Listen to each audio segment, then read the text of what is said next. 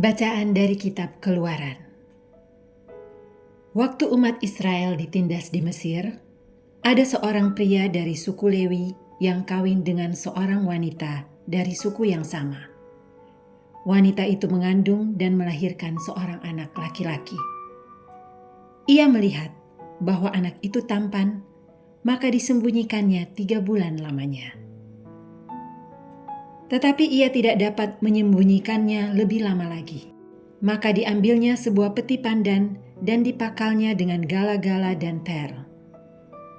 Lalu ia meletakkan bayi itu di dalamnya dan ditaruhnya peti itu di tengah-tengah teberau di tepi sungai Nil. Kakaknya perempuan berdiri di tempat yang agak jauh untuk melihat apakah yang akan terjadi dengan bayi itu. Maka datanglah putri Firaun untuk mandi di sungai Nil, sedang dayang-dayangnya berjalan-jalan di tepi sungai. Maka terlihatlah oleh putri Firaun peti di tengah-tengah teberau itu. Ia menyuruh seorang hambanya untuk mengambilnya. Ketika peti itu dibuka, dilihatnya seorang bayi yang menangis. Maka ibalah hatinya dan berkata, "Tentulah ini bayi orang Ibrani." Lalu bertanyalah kakak bayi itu kepada putri Firaun, "Maukah tuan putri agar kupanggil seorang inang penyusu dari kaum Ibrani untuk menyusui bayi itu bagi tuan putri?" Saud putri Firaun kepadanya, "Baiklah." Lalu pergilah gadis itu memanggil ibu bayi itu. Maka berkatalah putri Firaun kepada ibu itu, "Bawalah bayi ini dan susuilah dia bagiku, maka aku akan memberi upah kepadamu." Kemudian ibu itu mengambil bayinya dan menyusui dia.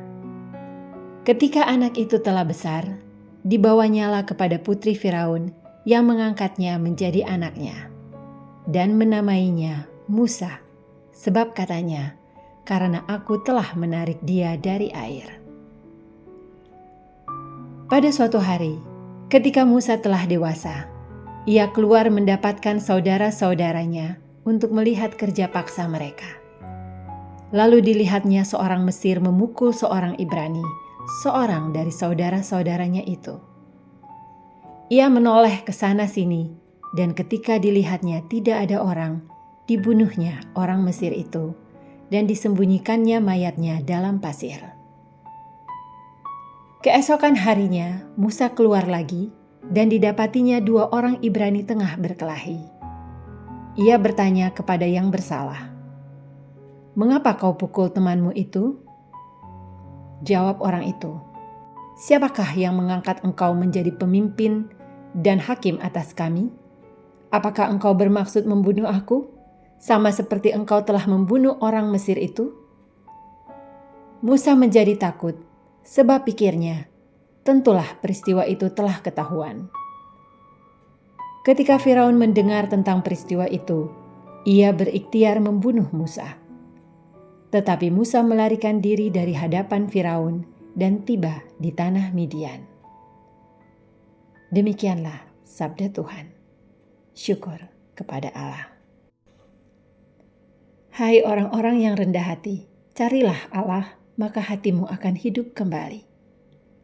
Hai orang-orang yang rendah hati, carilah Allah, maka hatimu akan hidup kembali. Aku tenggelam ke rawa yang dalam, tidak ada tempat bertumpu.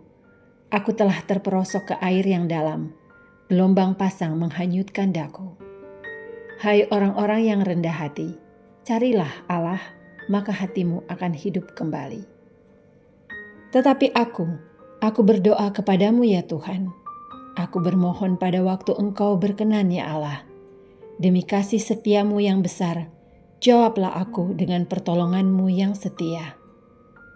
Hai orang-orang yang rendah hati, carilah Allah, maka hatimu akan hidup kembali. Tetapi aku ini tertindas dan kesakitan. Keselamatan daripadamu ya Allah, kiranya melindungi aku. Aku akan memuji-muji nama Allah dengan nyanyian, mengagungkan Dia dengan lagu syukur. Hai orang-orang yang rendah hati, carilah Allah, maka hatimu akan hidup kembali. Lihatlah, hai orang-orang yang rendah hati, dan bersukacitalah. Biarlah hatimu hidup kembali, hai kamu yang mencari Allah. Sebab Tuhan mendengarkan orang-orang miskin, dan tidak memandang hina orang-orangnya yang ada dalam tahanan. Hai orang-orang yang rendah hati, carilah Allah, maka hatimu akan hidup kembali. Injil Suci menurut Matius. Dimuliakanlah Tuhan.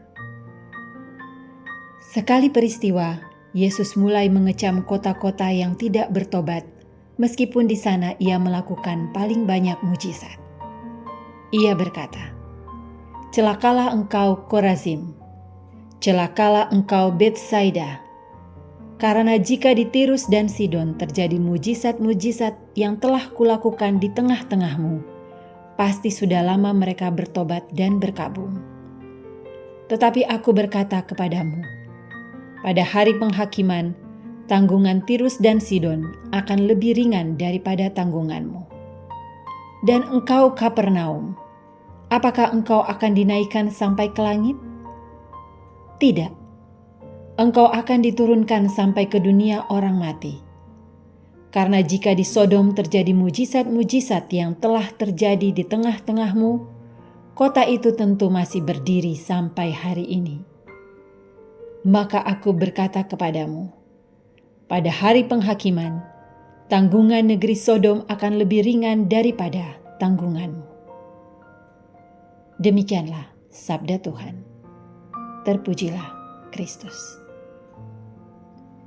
Yesus bersama para murid dari kota ke kota untuk menyerukan pertobatan. Pada kesempatan ini, Yesus mengecam beberapa kota yang tidak mau bertobat. Seruan pertobatan yang dilakukan Yesus bertujuan agar setiap orang dapat selamat. Tetapi tidak semua orang mau menerima Yesus. Sebagian orang kembali ke dalam situasi dan kebiasaan lama yang akan membawa mereka ke dalam penghakiman abadi. Apakah kita mau seperti orang-orang yang taat pada Yesus? Atau sebaliknya, tetap hidup dalam dosa? Marilah kita berdoa. Allah Bapa sumber segala kebijaksanaan, kami telah disegarkan dengan santapan suci. Semoga berkat doa restu dan nasihat Santo Bonaventura, kami tetap bersyukur kepadamu atas segala anugerah yang kami terima dan melaksanakan tugas perutusan kami, sampai kami kau persatukan dalam kehidupan abadi. Dengan pengantaraan Kristus Tuhan kami.